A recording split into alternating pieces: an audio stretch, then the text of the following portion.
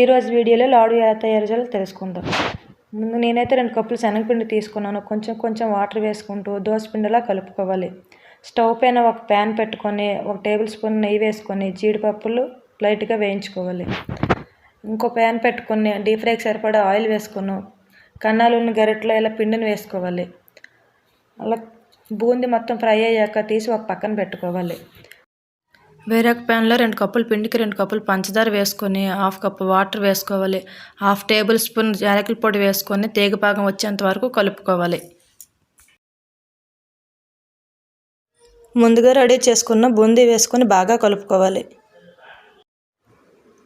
Fry చేసుకున్న జీడిపప్పులను వేసుకొని బాగా కలుపుకోవాలి. దగ్గర పడేంత వరకు కలుపుకొని స్టవ్ ఆఫ్ చేసుకొని చల్లార్చుకోవాలి. లైట్గా వేడున్నప్పుడు చేతికి కొంచెం నెయ్యి రాసుకొని ఉండలు చుట్టుకోవాలి.